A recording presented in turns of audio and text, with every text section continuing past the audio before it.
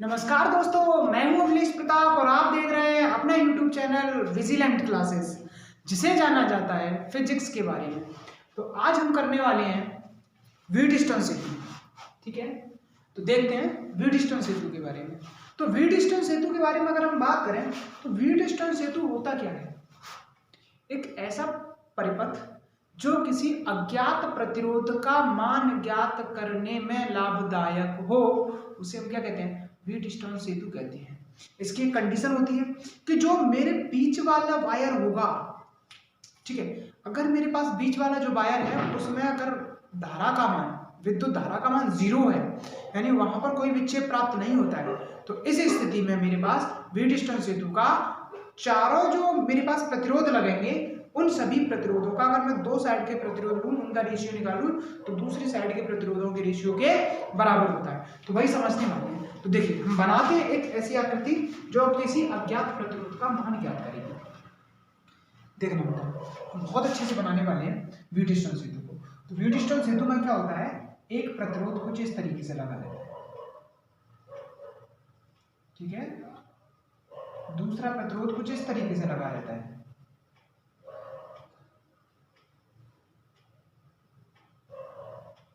तीसरा प्रतिरोध कुछ इस तरीके से लगा रहता है,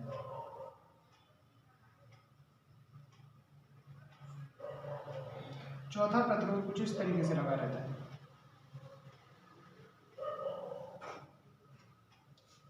ठीक है, तो यहां फिर इसके बाद यहां पर इन दोनों छोर से एक बैटरी संयोजित की जाती है। ये मैंने एक बैटरी लगा दी, इसका ये प्लस टर्मिनल, ये माइनस टर्मिनल, और इस दोनों के बीच में एक कनेक्ट किया जाता है क्या? गैल्वेनोमीटर, जो धारा के विक्षेप को दर्शाता है, जो कि धारा के विक्षेप को दर्शाता है। तो मेरे पास जो ये युक्ति बनी है, ये व्हीटस्टोन सेतु की युक्ति है। तो अभी हम यहां देखने वाले हैं, देखना बेटा बहुत ध्यान से।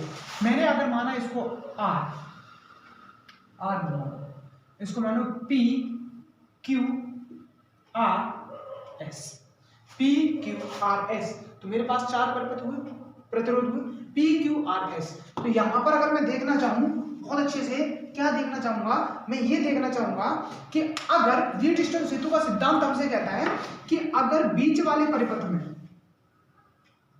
बीच वाली परिपथ में धारा का मान 0 हो तो P upon Q equal to R upon S condition बनेगी। तो कहा है बेटा कि बीच वाले परिपथ में अगर धारा का मान 0 हो तो मेरे पास जो व्हीटस्टोन सेतु की बनेगी, तो चारों प्रतिरोध में अगर मैं इन दोनों का रेशियो निकालूंगा, वो रेशियो इन दोनों प्रतिरोधों के रेशियो के बराबर होगा। वही हम करने वाले हैं। तो देखो, इस बात को प्रूफ करते हैं। ठीक है, तो सबसे पहले व्हीटस्टोन सेतु की ओर देखते हैं। हम यहाँ पर क्या करते हैं, करंट को फ्लो कराते हैं। तो माना ये प्लस टर्मिनल, प्लस से करंट जाएगा, यहाँ से कितना जा रहा है, माना मैंने आई करंट जा रहा है, इस पॉइंट पर कितना जाएगा बेटा, आई। ठीक, इधर कितना चला जाएगा, I1, तो बचा हुआ किधर जाएगा, इधर I माइनस के I1 बचेगा। बोलो सही बात है कि नहीं? I था, I में से I1 चला गया, तो बचा कितना मेरे पास, I माइनस के I1 बचा। ठीक, अब ये I1 पहुंचा इस वाले पॉइंट पर, इसको नाम दे दिया मैंने, ये A पॉइंट, ये B पॉइंट, ये C पॉइंट और ये D पॉइंट। ठीक, इस A पॉइंट पर करंट था मेरे पास I, तो I एंटर किया तो I1 इधर से गया, तो बचा कितना, जितना बचा वो दूसरे वाले परिपथ में आ गया। इसके बाद हम इस पॉइंट पर पहुंचते, तो यहाँ पर पहुंच कौन रहा है, I1 पहुंच रहा है, I1 पहुंच रहा है, मानता हूं I2 इधर चला गया, तो बचा हुआ किधर आ गया, I1 माइनस के I2 इधर आ गया। कोई दिक्कत? अब देखो, ये करंट ऐसे जा रहा है और ये करंट ऐसे आ रहा है, इस पॉइंट पर मिलेंगे, तो किसी जंक्शन पर आने वाली धारा का क्या होता है, योग। देखो, ये भी आ रहा है इस पॉइंट पर और ये भी आ रहा है, तो इस पॉइंट पर जुड़ जाएंगे दोनों करंट। अब दोनों मिलकर इधर तो जा नहीं सकते, क्योंकि प्लस से निकला है, माइनस की ओर जाएगा, तो ये आएगा, ये ऐसे करके माइनस की ओर जाएगा, और ये आया तो ये भी ऐसे करके माइनस की ओर ही जाएगा। तो देखना, ये वाला करंट आया इस पॉइंट पर और ये वाला करंट आया इस पॉइंट पर, तो मिलकर इधर जाने लगे कितना, I minus I1 plus I2, कोई दिक्कत? अब देखो जैसे ही ये इस पॉइंट पर जाएंगे तो यहां से चल के आ रहा है कितना i minus I two, i1 minus i2, और यहां से चल के कितना आ रहा है i minus i1 plus i2। तो इस पॉइंट पर जब भी आएगा तो इस पॉइंट पर करंट सम हो जाएगा सबका, i1 माइनस के i2 plus i minus i1 plus i2, कुछ इस तरीके से हो जाएगा। i2 से i2 कट गया, i1 से i1 कट गया, बचा जो करंट वो इधर आ गया।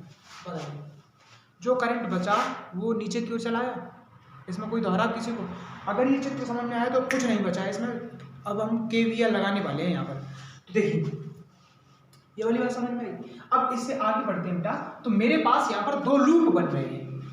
दो लूप कौन से बन रहे हैं मेरे पास? दो लूप ये बन रहे हैं कि एक A B D A और दूसरा B C D B, दो लूप बन रहे हैं। इन दो लूप से हम काम करने वाले हैं, इसके इस वाले सूत्र को प्रूफ करने वाले हैं। तो देख रहे बेटा किस तरीके से मेरे पास एक लूप ये बन रहा है और एक दूसरा लूप ये बन रहा है। तो सबसे पहले मैं चलता हूं इधर, देखो बात करते हैं बेटा loop A B D A, loop किससे बेटा? A B D A से, ठीक है। Loop A B D A से, देखो A B D A, तो मैंने आपको बताया था, कल ही बताया है कि मैं जिधर जाऊंगा उधर ही मुझको मिले क्या? करंट, तो उसको लेते हैं क्या? प्लस, और मैं जिधर जाऊंगा उसके विपरीत मिले करंट तो उसको लेते हैं क्या बेटा? माइनस। तो देखो मैं इधर चल रहा हूं उधर ही क्या जा रहा है? करंट। जब मैं इधर चल रहा हूं तो इधर ही करंट जा रहा है, तो मेरे पास करंट कितना? I1 और प्रतिरोध है मेरे पास P, I1 इंटू P। अब देखो मैं पहुंचा B पॉइंट पर, यानी A से B चल गया, B से D जाऊंगा, अब A से B पहुंच के B से जाऊंगा D, तो देखो जिधर मैं जा रहा हूं उधर ही जा रहा है करंट, तो मेरे पास कितना मिल गया मुझे? करंट प्लस के I2 इंटू G, ठीक, I2 इंटू G, G इसका प्रतिरोध। अब मैं आया इस पॉइंट पर, इससे जाऊंगा ऐसे करके और करंट जा रहा है इसके विपरीत, तो आएगा क्या? Minus I minus I1 into R equal to 0। बोलिए कोई दिक्कत? बताओ कोई दिक्कत क्या? नहीं होनी चाहिए क्या? अगर मैंने कहा I2 मेरे पास क्या है? 0, तो मेरे पास कितना आएगा? I1P minus I minus I1 into R equal to 0। बताइए आएगा कि नहीं आएगा? इतने में किसी को कोई दिक्कत नहीं होनी चाहिए, बोलो। अब ये वाली कंडीशन मैंने इसको कह दी इक्वेशन नंबर 1, ठीक। इसी प्रकार मैंने दूसरा लूप लिया, दूसरे लूप में लूप कितना? BCDB, BCDB से, लूप BCDB से, तो BCDB से बात करता हूं, तो लूप BCDB यानी B से चल रहा हूं C, तो जिधर जा रहा हूं उधर ही मिल रहा है मुझे करंट I1 माइनस के I2, और मेरे पास प्रतिरोध है कितना बेटा? Q। बताइए ये वाली बात ठीक? यहां से चला प्रतिरोध मिला, यहाँ पे आया, यहाँ से जाऊंगा क्या? यहाँ पर बेटा D पर, क्योंकि BCDB C पर जाऊंगा तो करंट कितना आ रहा है? प्लस माइनस, मैं इधर जा रहा हूँ करंट आ रहा है इधर, तो देख रहे हो बेटा minus I minus I1 plus I2 into resistance कितना बेटा? S, प्रतिरोध कितना मेरे पास? S। अब देखो मैं आया D पर, D से जा रहा हूँ ऐसे करके, करंट आ रहा है ऐसे करके, दोनों विपरीत है, तो माइनस के I2G इक्वल टू 0, ठीक। किससे चल रहा है? KVL से चल रहा है।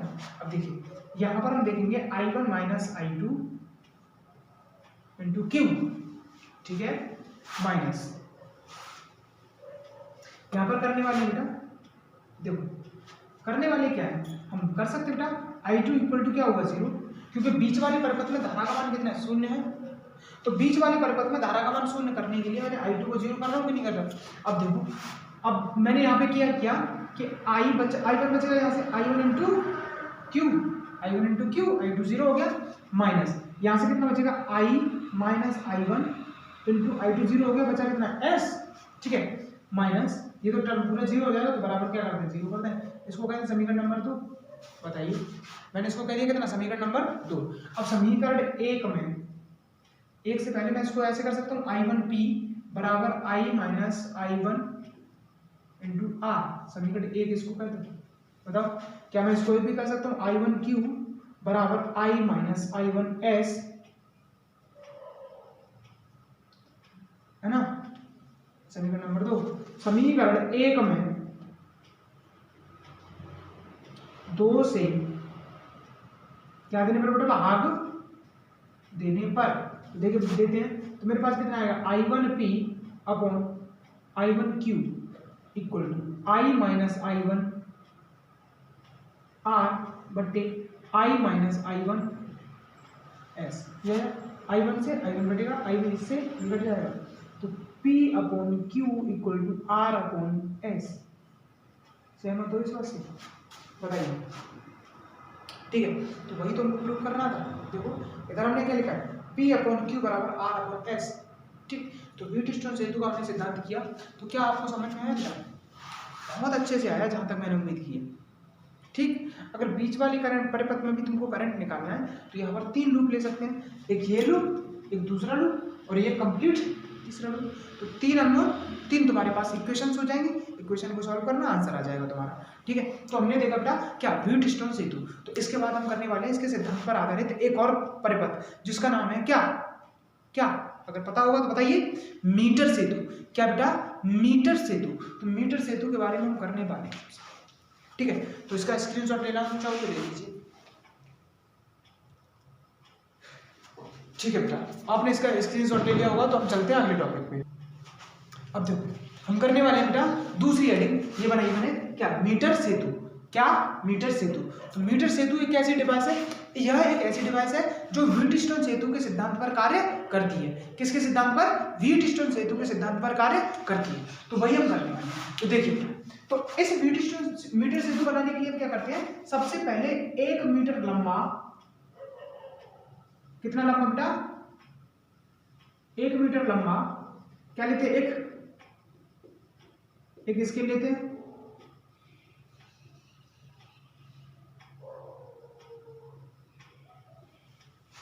हमने एक स्केल लिया जिसकी लेंथ कितनी थी बेटा, 1 मीटर लंबा था।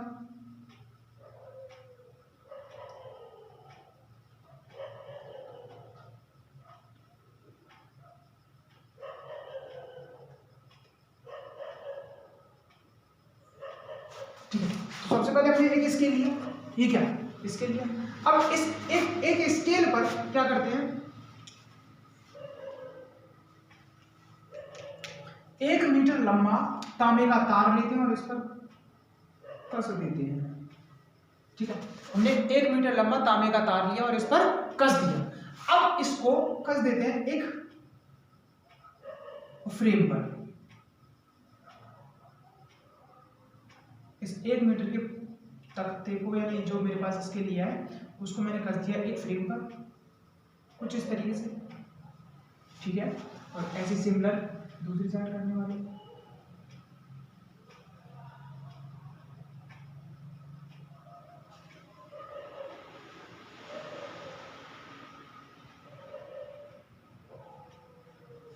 ठीक, तो मेरे पास कुछ इस तरीके से।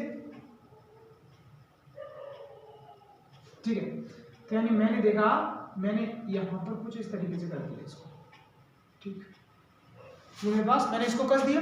ये होती है तांबे की 2 क्रॉड। ठीक है, तांबे की पत्तियां। ठीक है, अब इन पत्तियों के बीच में एक लगाई जाती है विसर्पी कुंजी। कितनी, कौन सी बेटा, विसर्पी कुंजी। इस विसर्पी कुंजी पर क्या होता है बेटा, 3 बिंदु होते हैं, 3 कीज होती हैं, 3 कीज। क्या, 3 कीज। एक कीज यहां पर होती है, एक कीज यहां पर होती है। ठीक है, अब इन कीज से क्या करते हैं, इससे एक प्रतिरोध जोड़ देते हैं। ठीक, इससे दूसरा प्रतिरोध जोड़ देते हैं। इसका काम भी क्या होता है, अज्ञात प्रतिरोध का मान ज्ञात करना। इस मीटर सेतु का भी काम क्या होता है, अज्ञात प्रतिरोध का मान ज्ञात करना। अब इससे जोड़ देते हैं क्या बेटा, एक गैल्वेनोमीटर, जिसको कहते हैं बेटा, इसका नाम कहते हैं इसको जॉकी। क्या बेटा, जॉकी। ये होता है क्या, गैल्वेनोमीटर, जो धारा के विक्षेप को बताता है। ये होता है S और ये मैंने मान लिया R। इसको कहते हैं अज्ञात प्रतिरोध। क्या था बेटा,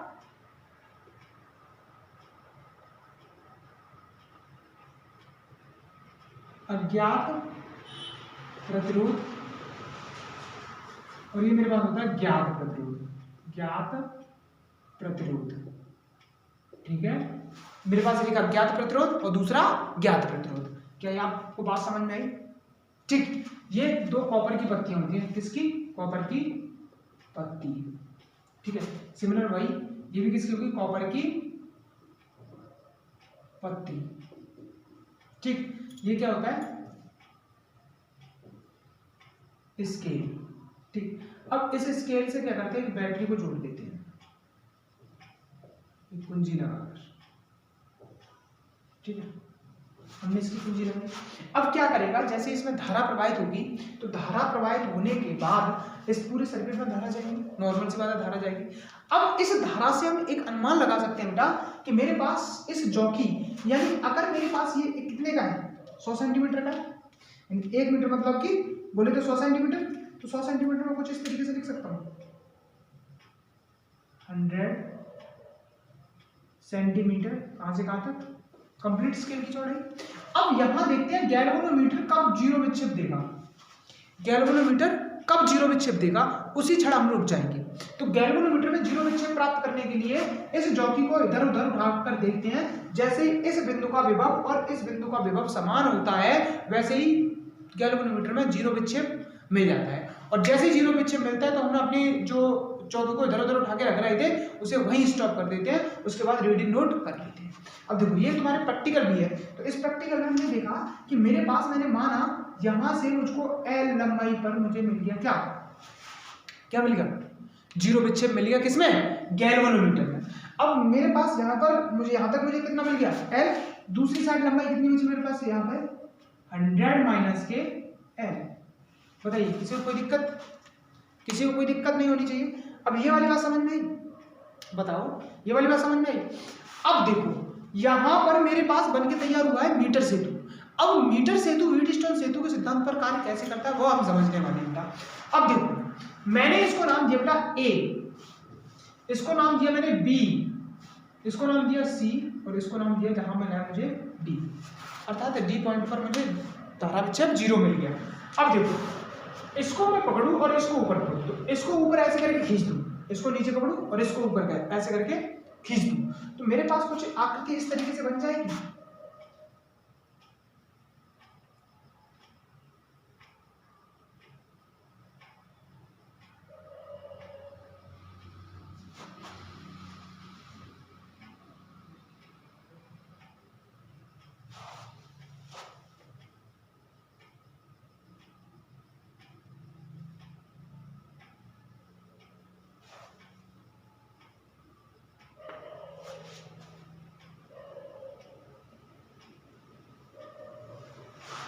बोलो कुछ इस तरीके से आकृति बन जाएगी, बोलो है कि नहीं? यहाँ पर मेरे पास लगा है आर और यहाँ पर लगा है एस और यहाँ पर कितना है? ये इसकी एल है और ये 100 माइनस एल, ये वाला। ठीक है, यही तो है मेरे पास। और यहाँ मिल रहा है क्या? शून्य विक्षेप। जब बीच वाले परिपथ में शून्य विक्षेप रहता है तो व्हीटस्टोन सेतु हमसे कहता है बेटा कि इसका प्रतिरोध बट्टे इसका प्रतिरोध। देखो बीच वाले परिपथ में धारा का मान जीरो रहता है तो इसका प्रतिरोध बट्टे इसका प्रतिरोध, इसका प्रतिरोध बट्टे इसका प्रतिरोध आपस में कैसे होते हैं? बराबर। अर्थात मैं कह सकता हूं व्हीटस्टोन सेतु के सिद्धांत से, व्हीटस्टोन सेतु के सिद्धांत से, तो व्हीटस्टोन सेतु के सिद्धांत से बात करते हैं। तो व्हीटस्टोन सेतु का सिद्धांत हमसे कहता है बेटा कि जो मेरे पास आर होगा वो एस होगा। ठीक, अब इधर एल होगा बट्टे 100 माइनस एल हो जाएगा, अर्थात इसके बट्टे ये, बट इसके बट्टे ये, इसके बट्टे ये और इसके बट्टे ये। कोई दिक्कत है ना? व्हीटस्टोन सेतु का सिद्धांत ये तो कहता है P Q R S, P Q R S. अब मेरे पास क्या है? हमको निकालना है अज्ञात प्रतिरोध का मान। अज्ञात प्रतिरोध कितना मेरे पास? एस। एस जब मुझे निकालना है तो बाकी एल ये नीचे आ जाएगा, क्रॉस मल्टीप्लाई करना है इसका। आर 100 माइनस के एल बराबर एल इंटू एस। ठीक, एल इंटू एस। अब एस हमको ज्ञात करना है तो मैं कर सकता हूं बेटा 100 minus L upon L into R. क्या ऐसे कर सकता हूं? तो बताइए क्या मुझे अज्ञात प्रतिरोध का मान मिल सकता है यहाँ से? ऑब्वियसली मिल सकता है, यहाँ पर कोई दोहराव नहीं है, मैं आसानी से ज्ञात कर सकता हूँ अज्ञात प्रतिरोध का मान। ठीक, तो मैंने निकाला बेटा एस बराबर 100 माइनस के एल बटे एल इंटू आर। अब देखो एल मेरे पास किस में होगा, एल क्या है, लंबाई इन सेंटीमीटर, किसमें होगा बेटा, लंबाई इन सेंटीमीटर। आर क्या मेरे पास, प्रतिरोध है बेटा, प्रतिरोध यानी कौन सा वाला, जो कि मुझे ज्ञात है। और एस क्या है, ये भी प्रतिरोध है बट अज्ञात है।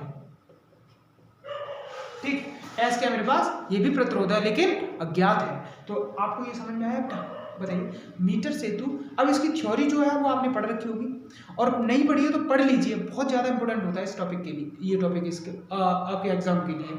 ठीक है, तो आप इसका स्क्रीनशॉट लीजिए, तब तक के लिए देखिए।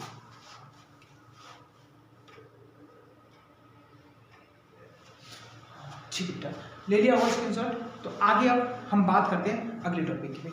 अगला टॉपिक हमारे पास क्या है, मीटर सेतु। ठीक, सॉरी, विभव मापी। विभव मापी तुम्हारे सिलेबस के अकॉर्डिंग इतना ज़्यादा इंपॉर्टेंट नहीं है। उसमें कह रहा है बेटा कि देखो कहाँ है तुम्हारा सिलेबस, ये रखना होना चाहिए तुम्हारा सिलेबस।